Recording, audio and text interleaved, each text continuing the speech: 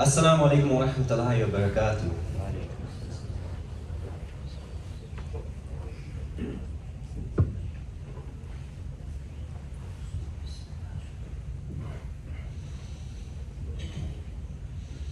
Allahu Akbar, Allahu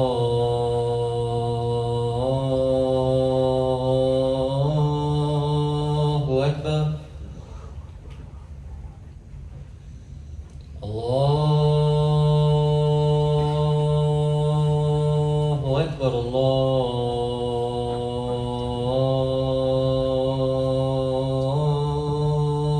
Akbar. أشهد أن لا إله إلا الله.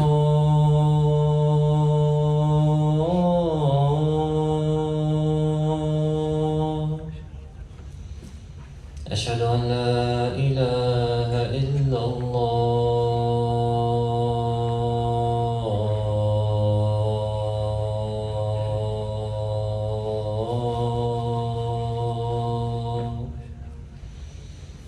أشهد أن محمدا رسول الله.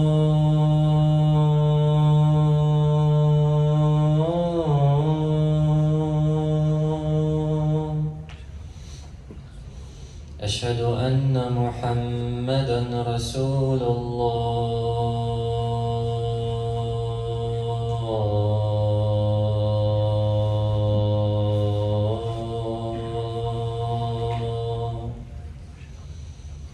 حي على الصلاة.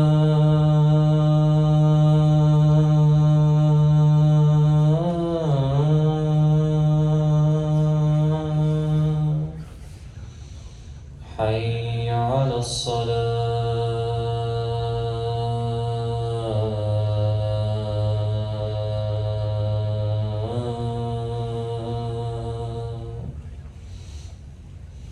حي على الفلاح.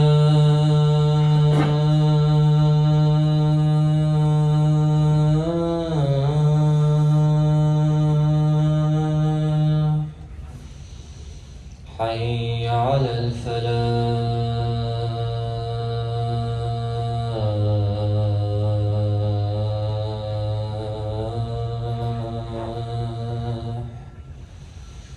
الله أكبر، الله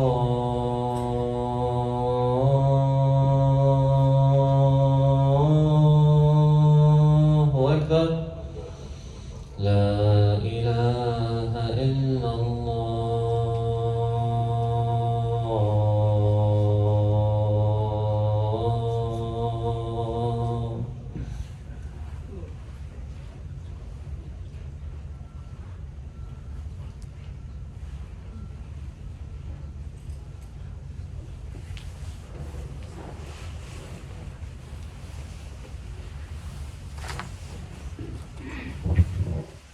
Alhamdulillah nahmaduhu wa nasta'inuhu wa nastaghfiruh wa na'udhu billahi min shururi anfusina wa min sayyiati a'malina. Man yahdihillahu fala mudilla lahu wa man yudlil fala hadiya lahu. Wa ashhadu an la ilaha illallah wahdahu la sharika lah wa ashhadu anna Muhammadan 'abduhu wa rasuluh. Amma ba'd. Man yahdihillahu fala mudilla lahu wa man yudlilhu fala hadiya lahu. إن أصدق الحديث كتاب الله وأحسن الهدي هدي محمد وشر الأمور محدثاتها وكل محدثات بدعة وكل بدعة ضلالة وكل ضلالة في النار. Praise be to Allah. We seek His help and His forgiveness. We seek refuge with Allah from the evil of our own souls and from our bad deeds. Whomsoever Allah guides will never be led astray, and whomsoever Allah leaves astray, no one can guide. I bear witness that there is no God but Allah, the One, having no partner, and I bear witness that Muhammad ﷺ is His final messenger. Whomsoever Allah guides, none can lead him astray, and whomsoever Allah sends astray, no one can guide. The truest of word is the book of Allah, and the best guidance is the guidance of Muhammad sallallahu alaihi wasallam. Rasulullah sallallahu alaihi wasallam. The worst of things are those that are newly invented. And every newly invented thing is an innovation. And every innovation is going astray. And every going astray is in the fire. I want to start this khutbah off by reminding ourselves what happened earlier in October. How countries were so quick to side with the enemies of Islam. Maybe it's because of misinformation, or maybe it's because what's in their hearts. And now, let's remind ourselves of what happened maybe 3 weeks ago and what's continuing to happen in Palestine, where our brothers and our sisters are being put in concentration camps, are being stripped bare, where their aura is revealed. And this is sad for us, and it impacts us directly, what they go through. For indeed, they are our brothers and sisters. And yesterday, Yemen was bombed. Perhaps it was bombed to make us, or make the general public, look away from the genocide happening in Palestine, in Gaza. And maybe it's to throw our eyes away from what's happening in the International Court of Justice. And we see today that there are many Muslims, subhanAllah, Allahu Akbar, many Muslims. And what's the number? It's around 24% of the world that's Muslims. 24%, which is huge, which is a big percentage. It's not a small percentage. Around 2 billion Muslims. And what are we doing collectively for Gaza, for Palestine, for Yemen, and for the other Muslims? And when we look at it overall, perhaps we're not doing too much. And this reminds me of a Sahih hadith, and may remind us of this hadith as well, where Rasulullah sallallahu alaihi wasallam tells us that the nations will attack you like a hungry crowd of people, devouring a plate of food. And a Sahaba asked, is it because there will be few of us? And he sallallahu alaihi wasallam says, no, there will be many of you, but you will be weak like the rubbish, like the foam in the sea. And Allah will remove fear from the hearts of your enemies, that fear, that respect, and put wahan into your hearts. And the Sahaba asked, what is wahan? And he sallallahu alaihi wasallam says, it is the love of this world and the dislike of death. Subhanallah, Allahu Akbar. And I want to talk about the first part of this hadith, where Rasulullah says that the nations will attack you like a hungry crowd of people. And we saw that in the beginning of October, where people were so quick to side with the enemies of Islam. And we hear this many times, whether in social media or in another khutbah, that Muslim blood is cheap. And it's a sad fact. And so the nations will attack you like a hungry crowd of people devouring a plate of food. And we see that now today in the ICJ, where very few countries are actually supporting South Africa's case against the genocide in Israel. The genocide happening to people in Palestine. That genocide that Israel has committed. And we also see that whoever supports, whoever takes even a minuscule action, Yemen is doing nothing more than blocking the Red Sea. And yet, there are powers out there that are trying to stop them, physically stop them.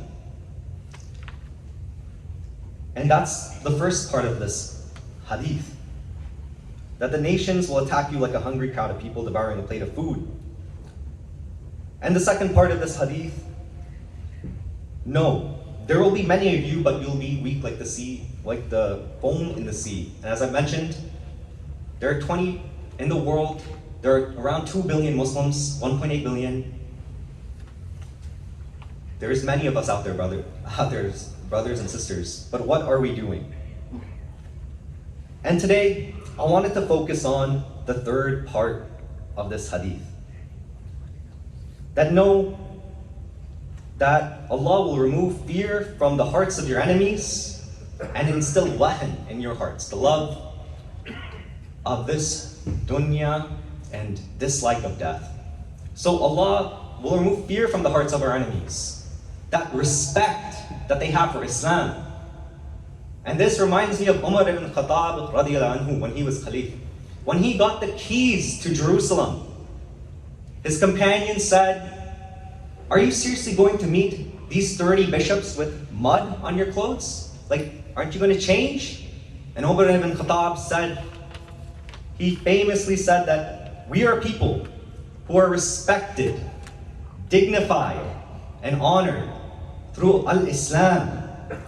And if we desire any honor and dignity through any other means other than al-Islam, Allah will humiliate us. Allah will disgrace us. And then he says, these people are respecting us for our values and our principles, for our Islam, not for our clothes and garments. Allahu Akbar. So this is Islam. And what's the message here? The message here is, maybe you're the only brother at your workplace who has a beard.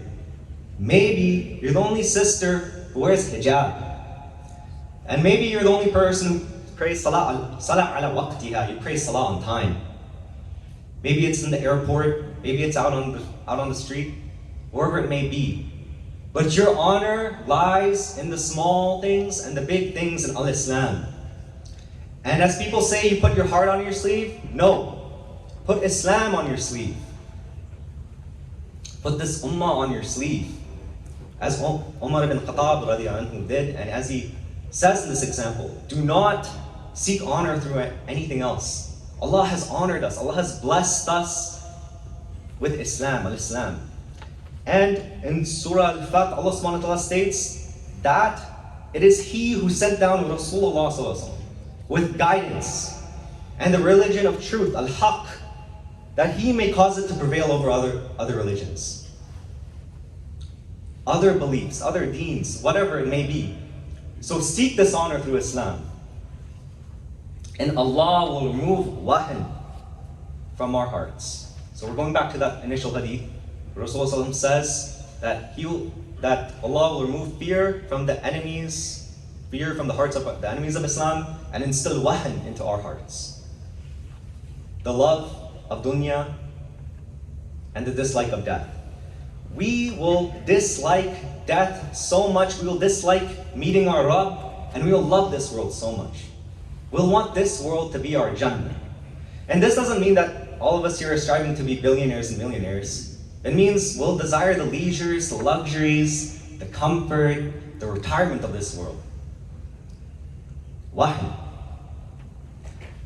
And this brings me back, at least to when that woman, that sister from Palestine said, no, you guys are dead, and we are the ones living. She said this, she said that you are the dead, and we are the living in Palestine. And how is that possible? How is that logically possible? And it's because these people, subhanAllah, at least from what perhaps many of us can see, these are not people who Allah has instilled wahn in their hearts. They would enjoy meeting their Rabb. They would enjoy knowing that they are going through trials and tribulations and many difficulty in life, and that Allah will reward them exponentially, that Allah may even grant them martyrdom. SubhanAllah, Allahu Akbar. And for us, and how does that relate to us? It relates to us because we may not be martyrs. We may not be in the front lines of Palestine. We may not be in the front lines of Yemen. We may not be there, and we may not receive martyrdom. There's lots of talk of martyrdom and the rewards of martyrdom, being circulated in our groups nowadays. But what's our reward? For if we stick with our deen, if we know that it is through al-Islam that we will be honored, what is our reward? And this is when Rasulullah says, and this is when like to talk about death and the qabr, the grave. What happens to a believer in the grave? One who sticks to their values of al-Islam, and one who knows that they are honored through al-Islam. As you are lowered into your grave, well, three things accompany you to your grave. Your wealth, your family, and your good deeds. Your wealth will leave you, and your family will leave you too. What will remain are your good deeds. As you're lowered into your grave and you hear the footsteps of your family walking away, before the two angels come, that's when the torment will descend. And Rasulullah ﷺ describes the torment as 90 dragons, and each of those 90 dragons are like 70 serpents, and each of those serpents are like 7 heads stinging you until Yawm al-Qiyamah, and that's for the disbeliever. But for the believer, what happens? For the believer, when you are laying there, your salah will stand up and rise from your head and say, "Ma qibli madkhal," you will not pass through me. And through your right, your siyam, your fasting will stand up and say, "Ma qibli madkhal," you will not pass through me. And to your left, your zakat will stand up and say, "Ma qibli madkhal," you will not pass through me. And finally, your sadaqah, your adab, your mannerisms, your akhlaq, your good character will stand up from your feet and say, "Ma qibli madkhal," you will not pass through me. And then the two angels come and they ask you, "Man rabbuk? Ma dinuk? Man nabiyuk?" And in order to answer, "Man rabbuk," you'll have to actually worship Allah. You'll have to pray your salah. In order to answer, "Ma dinuk," you'll have to actually practice the deen of al-Islam. Wear it on your sleeve like a badge. And in order to answer, "Man nabiyuk," you have to follow the teachings of Rasulullah sallallahu alaihi wasallam. And if you answer correctly, in one narration, Rasulullah sallallahu alaihi wasallam says that the angels will say, "We knew you were going to answer correctly. You know, we knew." And then a voice will call out from above, a beautiful voice, and say, "Sadaqa abdi." My slave has answered correctly. And my slave has spoken the truth. And Allah subhanahu wa ta'ala will then say, calls out and says, "Supply him, supply her with the furnishings from Jannah. Supply him, supply her with the garments from Jannah. Adorn her with the adornments from Jannah." Allahu Akbar. Open for him a window so that some of the fragrance from Jannah may reach them. Allahu Akbar. And you're laying there. And you're laying there in the clothes of Jannah, in the adornments of Jannah, with the furnishings from Jannah. And everything starts to feel like Jannah. And this is the reward for a believer. A believer who may not have experienced martyrdom. Subhanallah, Allahu Akbar. So, and then in your grave you're shown your place in Jannah, and you're constantly told this is where you will go. This is the place you will reside. This is the place you're headed to. And at this point, when you're in this retirement in the grave, this beautiful retirement, subhanallah, you're not running away from Yawm al-Qiyamah. Not at all. You're making dua. Rabbi aqim as-sa'a. Rabbi aqim as-sa'a. Rabbi aqim as-sa'a. My Lord, establish the hour. My Lord, establish the hour. Ya Rabbi, establish the hour. Subhanallah. And as we reflect on Palestine, again, as I mentioned, we may not be on the front lines and we may not be martyrs. But if you put Islam on your sleeve, if you realize that honor is through Islam, al-Islam, then this is the reward we have waiting for us, brothers and sisters. For all of us here may not be martyrs. Allahumma inna nasaluka husnal khatima. May Allah grant us all good deaths. But this is the reward we have in store for us. أقول قولي هذا وأستغفر الله لي ولكم.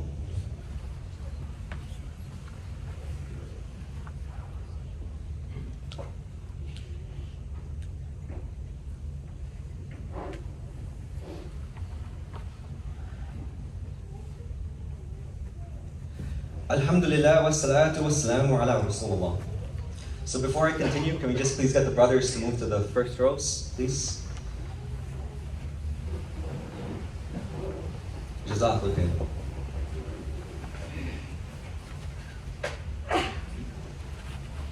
And from this example of the Kaaba and the reward for the believer in the Kaaba, sometimes we chase after this world a little too much.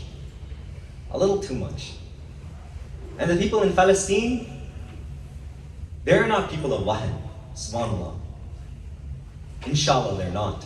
They're not people who love this dunya as much as they love the Akhira. They love the Akhira more. And they do not dislike death. In fact, they know that Allah will honor them through martyrdom. And they know that even if they aren't martyrs, Allah will honor them. And this is how we should think. If we don't change our thinking, what needs to happen in order to change our thinking?